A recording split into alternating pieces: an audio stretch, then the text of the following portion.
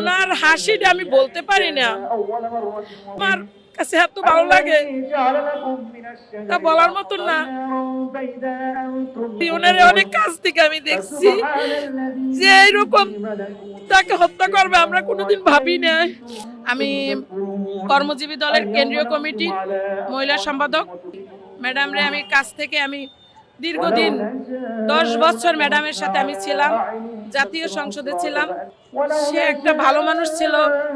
মানুষ একটা কথা কি, এই ফ্যাসিবাদরা যেভাবে তার অত্যাচার করছে, তিলে তিলে তারে মারছে, কি আর বলবো, বলার ভাষা নেই।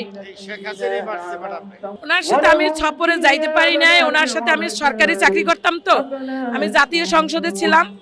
আমি দীর্ঘ 5 বছর তার সাথে আমি ছিলাম। আমি হাউসে ডিউটি করতাম, ওনার রুমেও ডিউটি করতাম, আর অন্যান্য জনের অন্য কাজ ছিল, তার চাটা দেওয়ার জন্য সবকিছু আমি তার ফাইলগুলো নেওয়ার জন্য আমার দায়িত্ব ছিল। তবে উনি অনেক ভালো ছিল, অনেক ভালো মানুষ ছিল। তবে ওনার হাসিটা আমি বলতে পারি না, আমার কাছে এত ভালো লাগে তা বলার মতন না। আমরা সরকারি চাকরি করতাম, তো কেউ সাথে কোনো ই করতাম না। আমরা যে দল আসতো সেই দল। তো উনি অনেক ভালো মানুষ ছিল, অনেক হিংসা ছিল না। সে অন্যরকম একটা মানুষ ছিল। ওনার অনেক কাছ থেকে আমি দেখছি যে এইরকম তাকে হত্যা করবে আমরা কোনোদিন ভাবি না।